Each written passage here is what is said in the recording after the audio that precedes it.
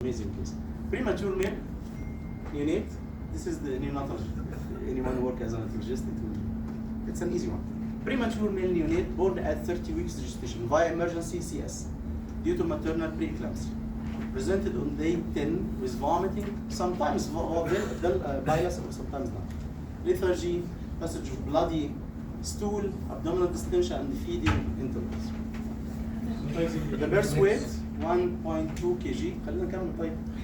Upper score 7 at 1 minute and 9 at 5 minutes. Feeding history started on formula.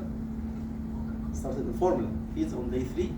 Now he is irritable, lethargic, temperature 37.9, heart rate 180, respiratory rate 60, blood pressure 55 over 35, abdominal examination, distended, tense, tender, visible veins, bowel sounds. Meningitis, neonatal sepsis, RDS, NEC, NEC. Necrotizing interior colitis. Abdominal X-ray shows like that. What is that? What is the finding in abdominal X-ray?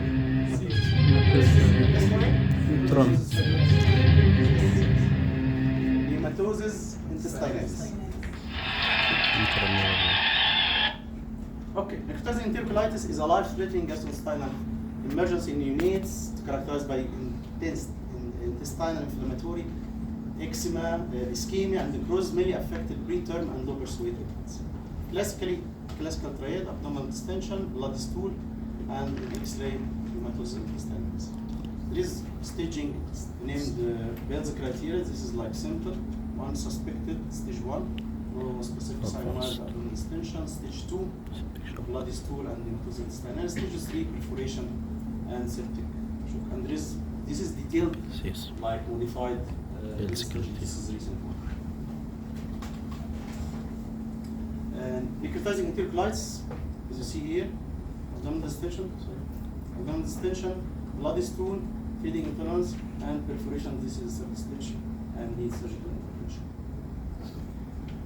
What about the management of NEC? Necrotizing enteric colitis, medical, nothing by mouth, nasogastric decompression, intravenous antibiotic, intravenous fluids, TPN, oxygen transfusion if needed, and surgical, around 20 to 40% of NEC cases, especially with perforation, needing surgical intervention.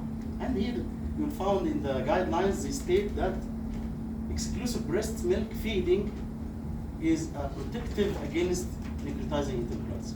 And you'll see in this case here, the baby started on formula feed on day 3. Okay? The prevention of NEC, exclusive breast milk, because of HMO. And if there is a formula containing HMO, it will be very, very helpful as similar to breastfeeding. Careful advancement of feed in preterm infants, probiotic, it's not like it's not mentioned in guidelines. This study talking about HMO and prevention of necrotizing enteric colitis, a journey from in vitro and in vivo modules to infant mothers. I think this study done by Abbott yeah? Yes. And other company? Yes. Yeah. It states here that preterm infants who receive human milk instead of formula are 6 to 10 times less likely to develop necrotizing enteric colitis. Wow. That's great. This is a study here. It's a very complicated study. It's not complicated like yesterday I was reading this study. It's amazing study. They took first HMO from the mothers, give to the rats, like in vitro. Then they take it, make on some newborns. It's amazing study. If you want, I think it's available. They talk about human milk oligosaccharides and the prevention of necrotizing enteric colitis from in vitro and in vivo modules. And this is the results. The preclinical study in mice indicated that 2 FL-HMO attenuates the severity of NEC. As you see here, the breastfed mouse with this is a breastfed mouse milk. This is formula without HMO. This is breastfed with HMO, and this formula with HMO. Like if there's HMO in the formula, it's preventing the necrotizing enteric colitis from 6 to 10 times as I said.